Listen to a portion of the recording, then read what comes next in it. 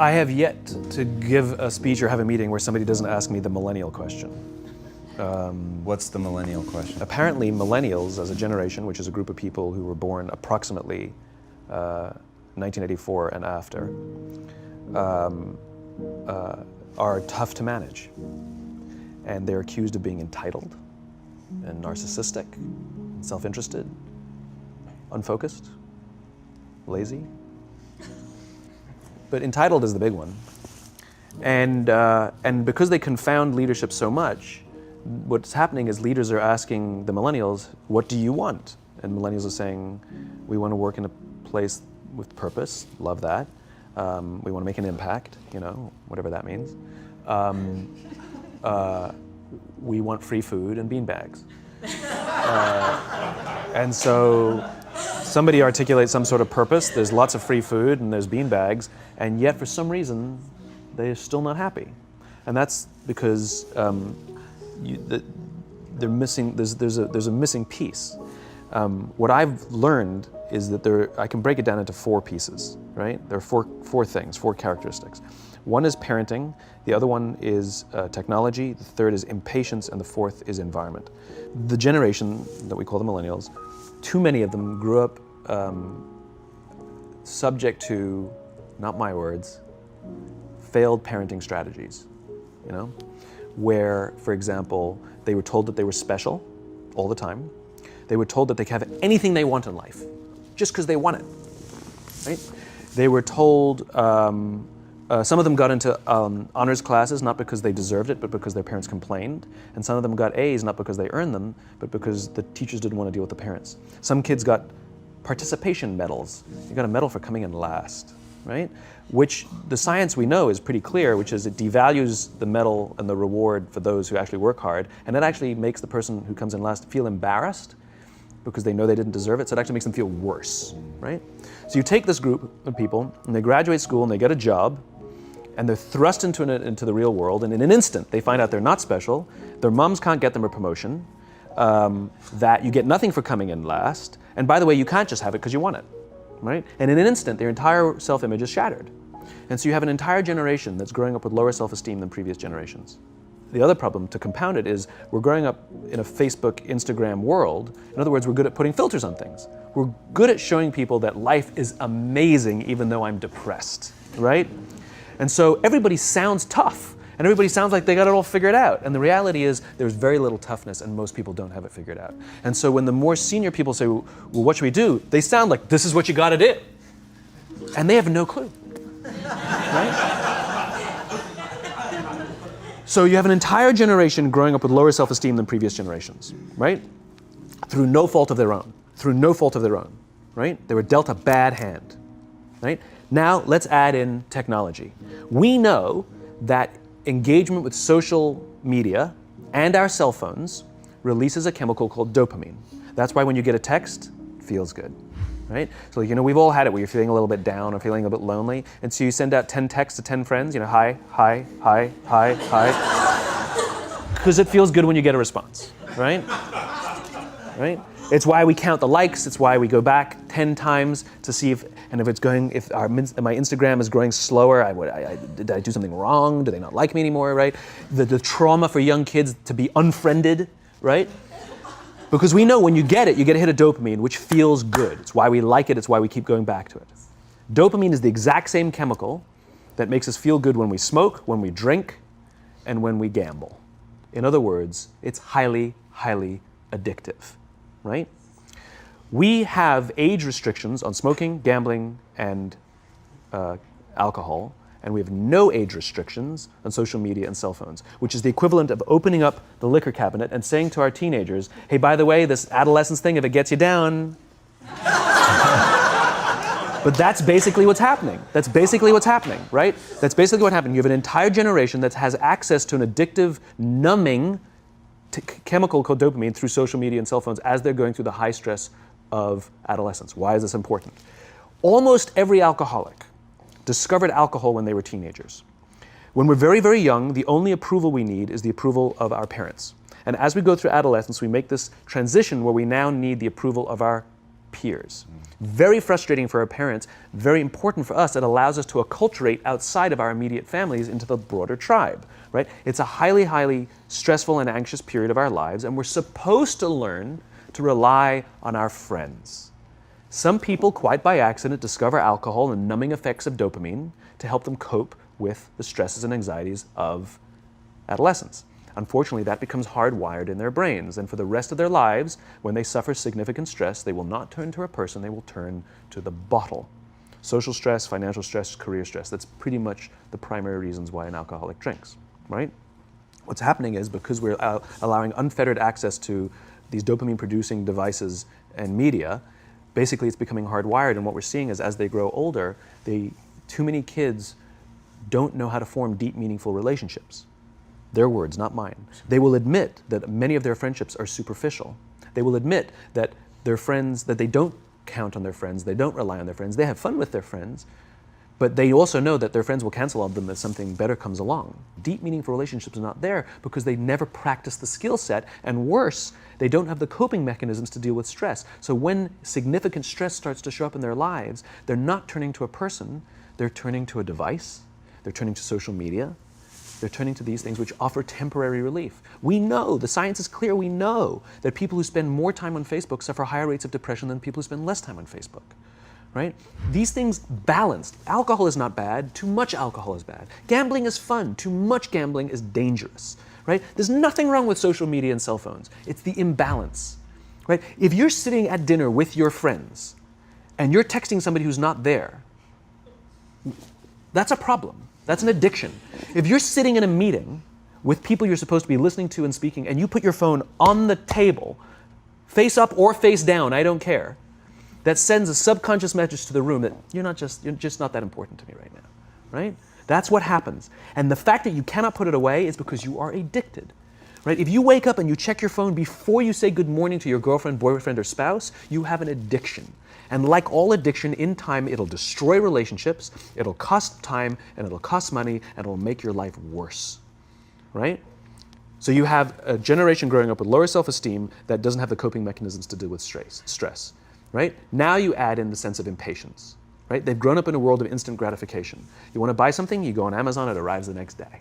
You want to watch a movie? Log on and watch a movie. You don't check movie times. You want to watch a TV show? Binge. You don't even have to wait week to week to week, right? I know people who skip seasons just so they can binge at the end of the season, right? Instant gratification. You want to go on a date? You don't even have to learn how to be like, hey. You don't even have to learn and practice that skill. You don't have to be the uncomfortable one who says yes when you mean no and says no when you mean no, but yes when you don't have to swipe right. Bang, I'm a stud. Right? You don't have to learn the social coping mechanisms, right? Everything you want, you can have instantaneously. Everything you want, instant gratification, except job satisfaction and strength of relationships. There ain't no app for that. They are slow, meandering, uncomfortable, messy processes. And so I keep meeting these wonderful, fantastic, idealistic, hardworking, smart kids. They've just graduated school. They're in their entry-level job. I sit down with them and I go, how's it going? They go, I think I'm going to quit. I'm like, why? They're like, I'm not making an impact. I'm like, you've been here 8 months. You know? It's as if they're standing at the foot of a mountain and they have this abstract concept called impact that they want to have in the world, which is the summit. What they don't see is the mountain. I don't care if you go up the mountain quickly or slowly, but there's still a mountain. And so what this young generation needs to learn is patience. That some things that really, really matter, like love, or job fulfillment, joy, love of life, self-confidence, a skill set, any of these things, all of these things take time. Sometimes you can expedite pieces of it, but the overall journey is arduous and long and difficult. And if you don't ask for help and learn that skill set, you will fall off the mountain, or you will, the worst case scenario, and we're already seeing it, the worst case scenario is we're seeing an increase in suicide rates, we're seeing an increase in this generation, we're seeing an increase in accidental deaths due to drug overdoses, we're seeing more and more kids drop out of school or take leaves of absence due to depression, unheard of. This is really bad. The best case scenario, those are all bad cases, right? The best case scenario is you'll have an entire population growing up and going through life and just never really finding joy. They'll never really find deep fulfillment in work or in life. They'll just waft through life and it'll be just, it's fine. How's your job? It's fine. The same as yesterday. How's your relationship? It's fine. Like that's the best case scenario, which leads me to the fourth point, which is environment, which is we're taking this amazing group of young, fantastic kids who are just dealt a bad hand. It's no fault of their own. And we put them in corporate environments that care more about the numbers than they do about the kids. They care more about the short-term gains than the long-term life of this young human being. We care more about the year than the lifetime, right? And so we are putting them in corporate environments that aren't helping them build their confidence, that aren't helping them learn the skills of cooperation, that aren't helping them overcome the challenges of a digital world and finding more balance, that isn't helping them overcome the need to have instant gratification and teach them the joys and impact and the fulfillment you get from working hard on something for a long time that cannot be done in a month or even in a year. And so we're thrusting to them in corporate environments, and the worst part about it is they think it's them. They blame themselves. They think it's them who can't deal. And so it makes it all worse. It's not. I'm here to tell them it's not them. It's the corporations, it's the corporate environments, it's the total lack of good leadership in our world today that is making them feel the way they do. They were dealt a bad hand, and I hate to say it, but it's the company's responsibility. Sucks to be you, like we have no choice, right? This is what we got, and I wish that society and their parents did a better job. They didn't. So we're getting them in our companies, and we now have to pick up the slack. We have to work extra hard to figure out the ways that we build their confidence. We have to work extra hard to find ways to teach them the social skills that they're missing out on. There should be no cell phones in conference rooms. None. Zero.